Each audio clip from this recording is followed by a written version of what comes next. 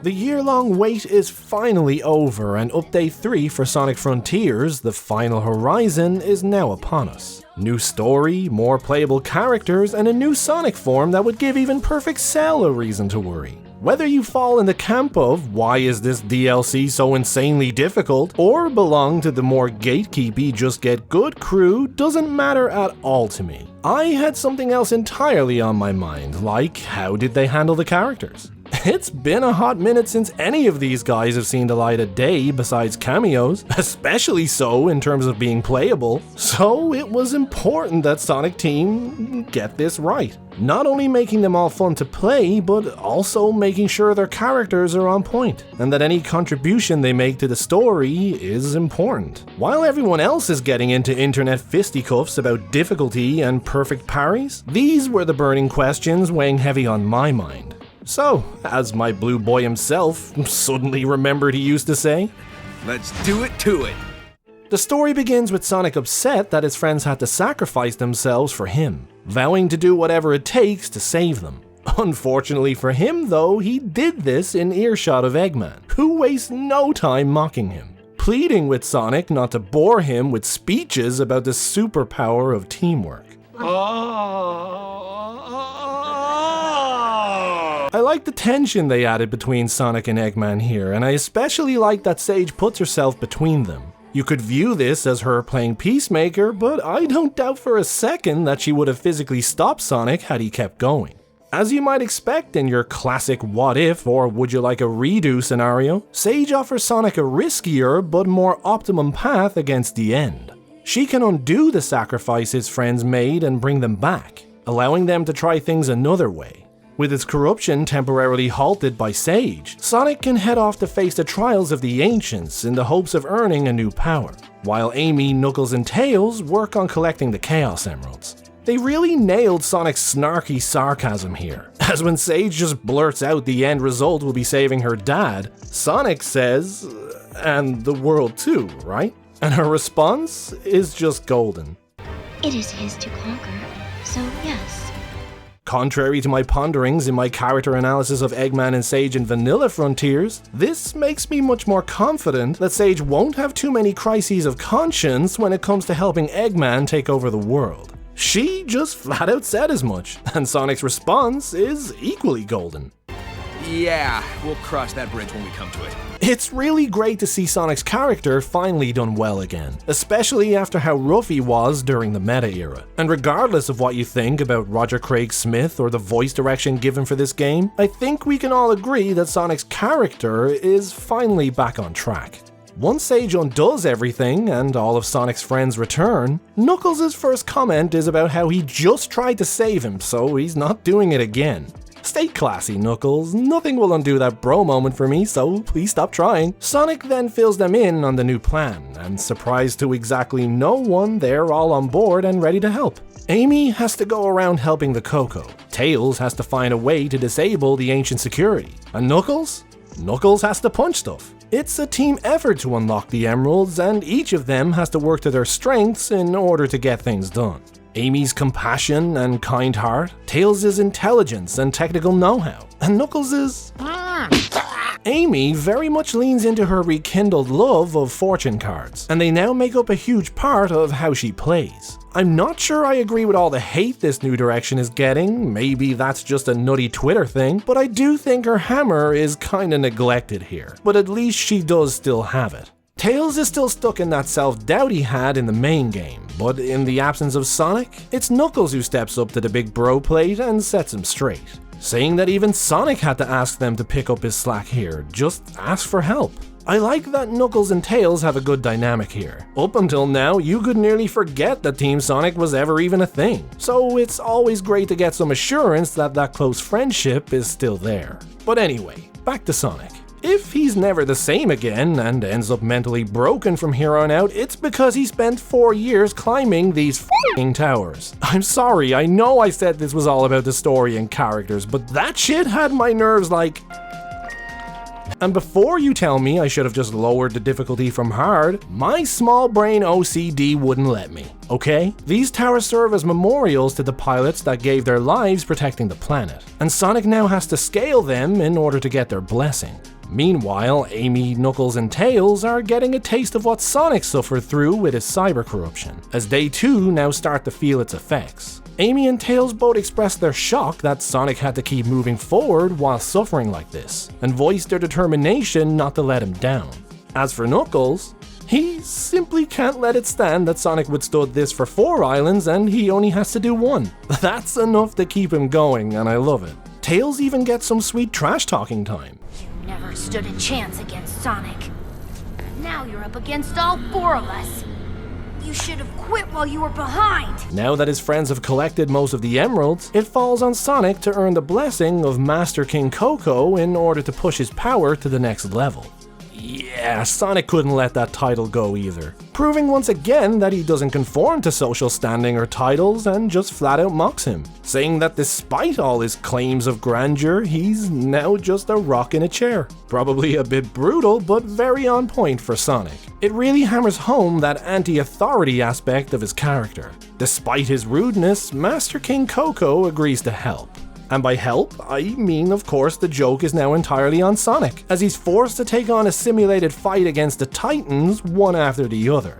All with the same ring count, all without a break. That's the cost of this new power. Goddamn, this was rough. Once he earns it, Master King explains that if used recklessly and without restraint, this new power will leave him entirely. An important note for later. Sonic's friends have now gathered 6 Chaos Emeralds for him, with the final one being provided by Eggman. I really wish we got to play out Eggman's Emerald as well. He's gotten to do so little in this game, and even a token 5-minute section for him would have been nice. Listening to him ramble on about his schemes, and maybe get to use that badass mech of his. Hey, Tails got his back, so it's only fair Eggman does too. Like the rest of the characters, there were some interactions with him spread across the map, but that was about it. AKA, not enough. Watching him get pissed when he sees Sage watching Sonic in admiration was so wholesome though. Aww, he's jealous. Bless his little heart. If he has one. After beating Supreme in its basic form, the End finally makes its true self known, plugging itself into the beaten Titan to control it at full power. It's almost like the Titan is trying to resist the End, or at the very least is in tremendous pain from the process. Its new arms bursting out of its back, looking particularly graphic and nasty for a Sonic game. Remind self they shot a young girl in the face? The fight with the End is pretty damn awesome, and Sonic is eventually forced to utilize his new power and become Super Sonic 2. It's weird no longer having to call it that ironically anymore, as apparently it was actually called this in the game files. Compared to the trailer reveal, I wasn't all that impressed with the animation around this transformation. It was a little low-key really, if I'm being honest. Granted though, the trailer was pre-rendered CGI and this is all in-engine. And they did hold a little something back for the game itself, but we'll get onto that in a minute. Sonic removes Supreme End? Supreme End would have been an awesome name for this boss. He removes Supreme End's rifle, which is quickly snapped up by Eggman in a not so subtle hint at how this might all end. Not too happy about its piece being stolen, the End immediately attempts to kill Eggman. But as you might expect, his dear daughter isn't about to let that happen, and she deploys a huge cyber shield to protect him. Her strength alone, though, isn't enough, and the End begins punching holes in her defenses. But because they're cool like that, and this is the Everyone Teams Up finale, Sonic's friends also dive in to lend a hand in bolstering the shield. In reality, it's really a very small thing, but it's still great to see them actually do something. If this was the meta era, this would literally be all they would get to do, and it would likely be completely out of context and pointless. But here, we get this on top of everything else, so that's pretty cool. We get another Dragon Ball moment, I'm completely fine with that, keep them coming, where Sonic is holding back a giant orb of energy fired by the End, which temporarily knocks him out of Super Saiyan, I mean his super form. Sonic regains the advantage and lands some seriously sweet offense, but it's still not enough to finish the End off for good, forcing him to do exactly what he was warned not to do, push his new power beyond its limits. Serving as a little prickly bullet, he's fired from Supreme's rifle by Eggman. Sonic goes a bit caca-bananas here, a bit. But the absolute best part of it is this subtle nod to Fleetway's Supersonic, at least I think that's what it is. It's such a small detail and only seen for a brief moment, but for someone like me who grew up with those comics, that was one big steaming bowl of nostalgia to get, and I loved it. Sonic smashes a hole in the end with his face, much like he did in the original ending, and we get this really cool shot of his beat up body floating in space afterward. I was wondering if they were maybe going to do another death tease for him here, but probably wisely they didn't try that again. Instead, he just gracefully faceplants from orbit and is completely fine. No clue why Shadow was such a pussy about it. As far as this Supersonic 2 or Cyber Supersonic or whatever you choose to call it, we seem to have gotten a clean break from it here. Sonic pushed it to its limit and as a result, lost it entirely. Just like Master King Cinderblock III told him he would, so I can't really see it returning again. From here, the ending plays out pretty much exactly like the original, but with one major exception. Or at least to me it was major. I get the impression I'm in the minority here. But seeing Eggman get his happy ending right off the bat, looking to the sky with Sage, was a strange one for me.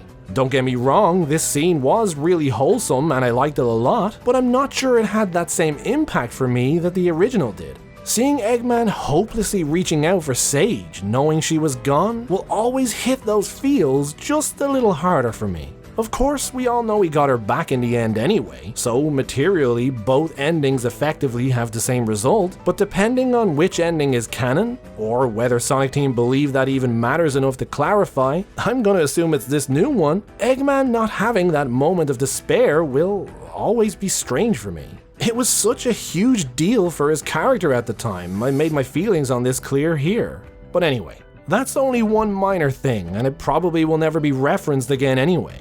Just like the original ending, Tails is still planning his growth journey. Knuckles is heading back to Angel Island to reassess his life, and Amy is still planning her road trip. All is as it was. Truthfully, I was hoping for a little more hands-on stuff with the extended cast than we got. I wasn't by any stretch expecting it. I'm fully aware this is a free update with a lot of balancing to consider for an already existing game of systems, but I kinda secretly hoped for a bit more. Like I expected, it had a lot of Sonic 06 vibes, with all Sonic's friends banding together to help him out, and in that respect, I can't really complain. But a little more dialogue and story-based interactions between them all would have been nice, I guess. I had hoped to be able to make a video around each character's contribution, but there really wasn't enough to warrant that. It was awesome to get to traverse the world as these guys again though, and I especially liked the throwbacks and re-acknowledgements of things like Tails' mech. Flying around in that again was special. Amy's platforming was pretty fun, and depending on how you feel about how heavy-handed they were with her tarot cards, most aspects of her gameplay worked very well. Knuckles was a bit of a letdown for me in the gameplay department. His glide had that weird delay before it began, and it kind of felt like trying to steer a drunken horse. And his climbing was limited to just his specific cyber tiles, which is a huge nerf compared to every game he could climb in before. It can be explained away by him being half stuck in cyberspace or whatever, but it's still pretty lame. My thinking was, if you're bringing back and re-establishing these characters, make them as fun as possible to play, and remove as many pain points as possible. Lest we invoke the ire of the gaming media again and Sega's feelings get hurt enough that they sweep them all under the rug again. But in all seriousness, while of course we got less than I would have liked, what we did get all felt very much on character, and I don't really have any complaints about how anyone was portrayed. While challenging, this DLC was a lot of fun for the most part, and I can only hope it signals a full return for Sonic's friends in the next game. But I'm eager to hear what you guys think. Did you enjoy the Final Horizon update? How did the difficulty feel for you? And do you think the extended cast were done justice in story or in gameplay? Let me know your thoughts in the comments. As always, if you enjoyed the video, don't forget to drop a like, it helps me out a lot. And if you'd like to see more, subscribe to the channel and make sure to hit that bell. You can also join the channel Discord, follow my ramblings on Twitter, and you can support my work on Patreon by buying me a coffee or with a super thanks on YouTube. This is a massive help to me and a huge thank you to those of you who already have. You guys are awesome. You'll find all those links in the description, so be sure to check them out if you can. But for now, a big thank you for watching. And as always guys, take care.